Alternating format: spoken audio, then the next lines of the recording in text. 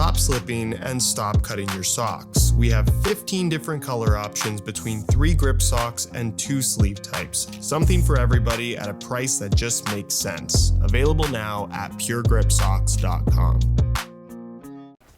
If you've ever wanted to wear a pair of Adidas Predators out to dinner without the studs, these might be the boots for you. Ladies and gentlemen, say hello to what might just be the most obscure, nobody asked for remakes of all time in the form of the Adidas Predator Megaride. In bright David Beckham blue with silver and red accents, this shoe takes the upper from the 2006 Predator Absolute and pairs it up with a half Megaride outsole, which was effectively Adidas's answer to Nike Shox. And what's even crazier is I have an OG sample pair in the exact same colorway that I bought at an Adidas outlet, I'm guessing back in 2006 for about 40 bucks. Unfortunately though, you'll have to pay a little bit more than that for the remakes, with this football boot sneaker hybrid retailing for $160. Where right off the bat, it must be said, these remakes really aren't for playing in, and that's not to say that you couldn't kick a ball in them, because you absolutely could, but the fit of the boot, the feel of the upper, the materials they've used, the height and stiffness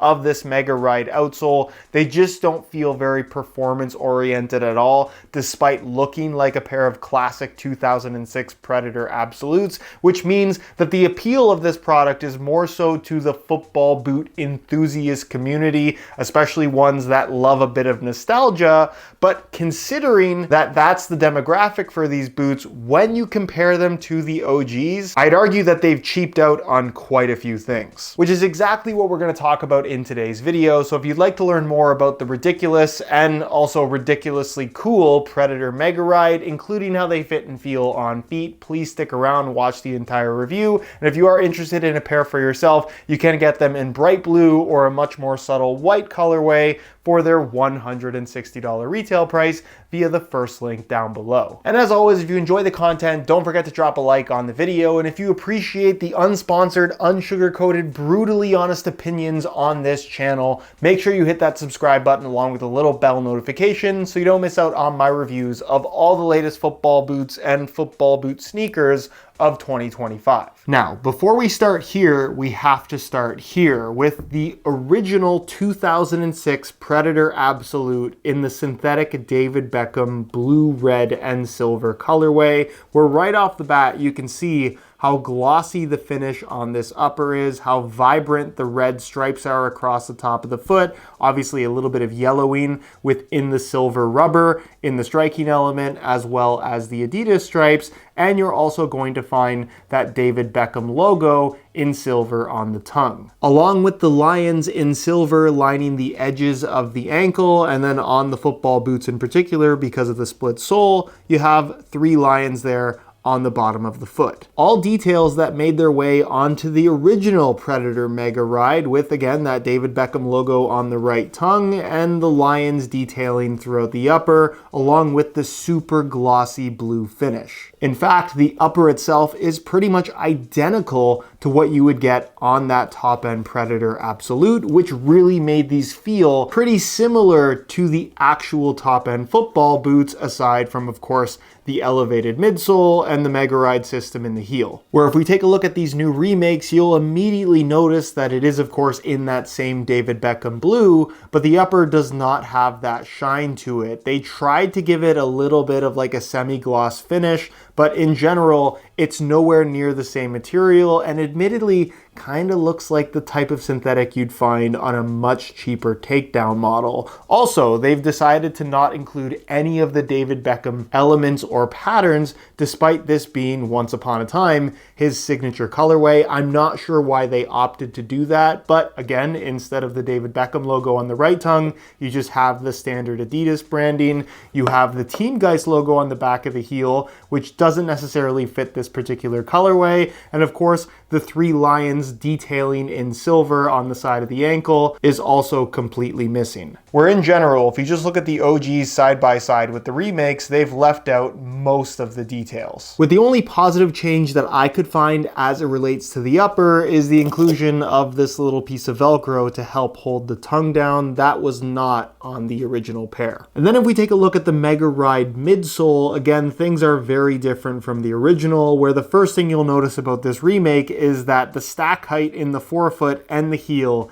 is extremely tall, where granted, this pair that I have in OG form is a size 9 versus these being in a size 10, but you can see side by side the difference in thickness of not just the Megaride part, but even the foam through the midsole. While this was never necessarily intended as a pair of dedicated indoor or turf boots, but rather more of like a coach's trainer or something like that, at the very least they tried their best to keep the midsole thickness at a reasonable point where you could still play in these if you wanted to. Where these remakes pretty much just recycle the Megaride 01 midsole that is also a current remake from the Adidas brand that admittedly does work well on this upper. When I first saw these, I kind of thought, wow, they look like the originals, but again, side by side with an actual OG pair, these are much thinner, and in general, the Megaride system is just much smaller and lower profile. And the same thing can be said for the outsole. The original pair had a little bit more of like a turf tread traction pattern to give you a little bit of extra traction, whether you are on artificial grass or natural grass. Again,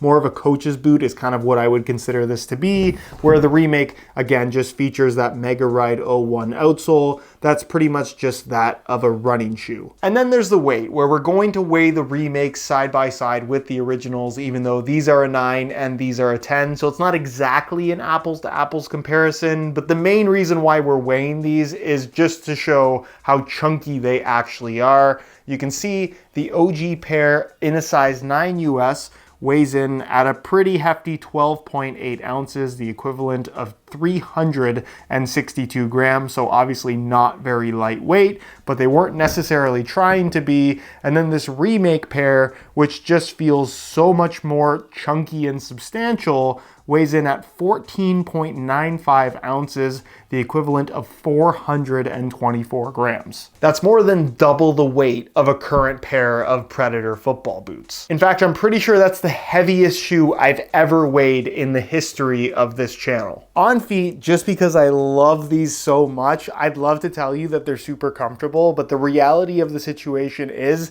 they just don't feel all that great, and they certainly don't feel like a pair of Predator absolutes. Like I talked about, the synthetic they've gone for with the upper would be the equivalent of like an $80 Predator takedown model at the time. It's just not very premium at all. The general shaping is much more sneaker-like rather than football boot-esque, if that makes any sense. It still tapers a little bit in the toe box area, but in general, I would definitely say that these have a wider, roomier, more forgiving shape to them, and a lot of that has to do with the Megaride outsole that, like Megaride was in the early 2000s to mid 2000s, same with Nike Shox for that matter, people love the idea of something that wasn't foam for the midsole, but if we're being honest, it's not the best way to do things. It's very stiff underfoot, particularly in the heel. You get a little bit of cushion from the foam underneath the forefoot, but in general, they're just high off the ground and stiff underfoot, meaning that if you did want to use these as dedicated indoors, not only is the fit not focused towards the performance side of things, the general cushion and stability that you get from this midsole very much feels like something that was designed for walking around rather than running, jumping, and quick changes of direction. As far as width and sizing is concerned, I went with a size 10 because that's what I would normally wear in most indoor football boots, and honestly, second time around, I'd probably even go up another half size just to have that little bit of extra room to wear these as sneakers rather than football boots. If you like that tighter fit, I definitely think going a half size up from your football boots isn't necessarily a bad idea, but for me personally, I tend to wear a size 10 and a half, sometimes even an 11 in sneakers versus the 9 and a half that I wear in football boots. 10 in indoors is what I usually wear, so it's kind of a matter of judgment, but in general, I'd probably go for the same size that you wear in sneakers rather than what you wear in football boots. And then in terms of width, like I said, they're a little bit tapered in the toe box area, but for the most part, plenty wide pretty well all the way through. It's just a matter of figuring out where you're actually going to wear them. So in conclusion, I love that Adidas has brought back something as obscure as the Predator Megaride, but at the same time, I don't think that this is a pair of shoes that you should buy unless you just think they're cool. You shouldn't buy them to play in. You shouldn't buy them for comfort. You certainly shouldn't buy them for the underfoot cushion. This is a pair of sneakers that you should buy just because you love the Predator. For the price, I wish the quality was a little bit closer to the original, but as an absolute football boot nerd, I love the fact that these exist.